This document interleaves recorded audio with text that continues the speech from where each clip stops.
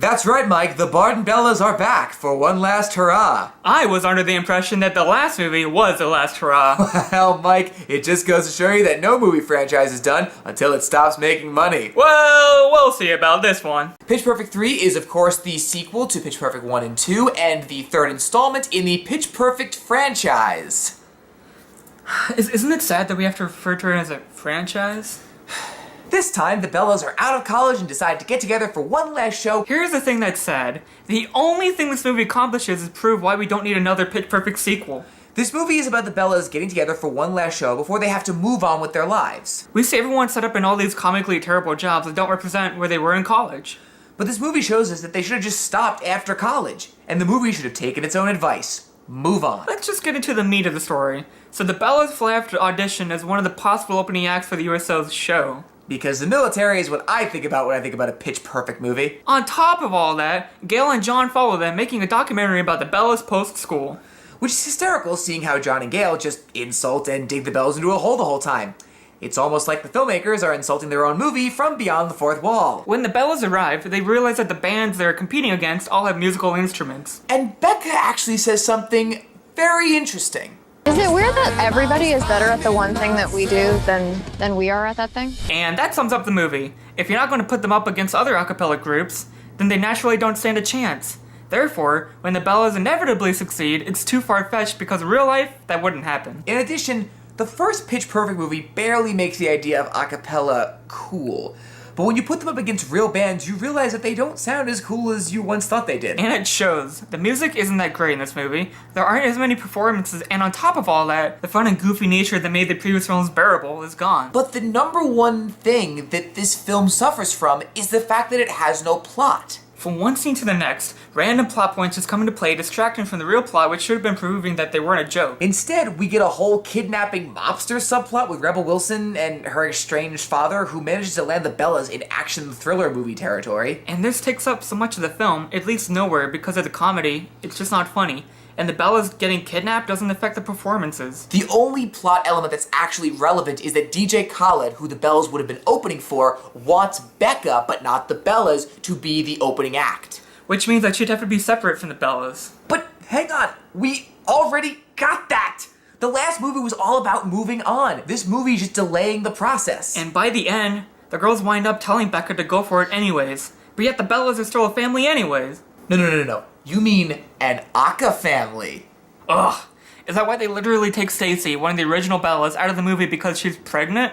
I get it, because she was the one who liked to have sex. But she has the baby off screen. It's not a part of the film. That should have been the climax, not Rebel Wilson fighting a bunch of her father's henchmen. What sounds more like a climax to you in a Pitch Perfect movie? A big action fight scene, or rushing one of the Bellas to the hospital to have a baby? It boils down to this. Not only was it an unnecessary sequel anyway, but it borrows things from the second film, showing they didn't even have a clear vision of what they wanted it to be. The more these films try and drive so much meaning and stop having fun, is the moment they lose us. And it becomes, an Aka mess.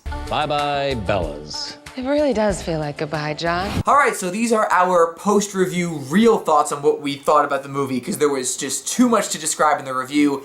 Overall, it's just a mess. I mean, in my opinion, the Pitch Perfect movies are already sort of just okay films to begin with, and when you make a film like this and turn it into a franchise, you're not really gonna... What did you expect us to say, really? No, what did you really expect? We got to see a rough cut of Warner Brothers, but the thing about it is that it's not even, like, fun enough to even be called a Pitch Perfect movie. No. If you didn't even see the first two, you wouldn't ever know. How I saw the previous films, I like the first one the best. It involves the music and in movies, which is what the third one should have done, like action movies, because you would think from the trailer like a bomb exploding, whatever. And the second one, it's okay, but they have stupid comedy sequences like going to like a camp, but yeah, it's still fun, connected with the Bellas, and it's about music. This one, I don't like any of the music. It's Anna Kendrick's worst movie, Haley Steinfeld's worst movie. The only song I can really remember and actually like is Haley Steinfeld's song when they're like, oh, she's all glittery. But I did not like it. And the only song I remember is when the riff-off turns into everybody with musical instruments. But they do that in each song. of the films too. Yeah. Which is way better. My take on the Pitch Perfect films is that I enjoyed two better, but I feel like for me and for a lot of people, the Pitch Perfect movies are not meant to be taken as seriously as I feel like Pitch Perfect 3 tries to take itself in terms of the themes. And this was a problem with Pitch Perfect 2 as well, in terms of how serious they were making it, when it all boils down to, it's a Pitch Perfect movie. No, it's not something like Twilight. No, it's not something like Transformers. But at the end of the day, it's a Pitch Perfect movie, and that's what they should always keep in mind. But now we have a trilogy, so... Yeah, and now it's turned into a franchise. But that's my point. It should have just stayed as one. Exactly, it should have been involved with music. The first one, they're freshmen. The second one, they're seniors. This one, they're out of school. In the beginning, yes, it was a funny movie. I did laugh, but you can only take comedy so far. Thor was a funny movie, but the drama was disappointing. There's no drama in this, so all they have is comedy, and it's not funny. It can be kind of chuckling throughout, but it's not going to be, a funny fest. Yeah. Well, that's about our thoughts on it, and thanks for watching, and remember, before you go see a movie, check in with us first.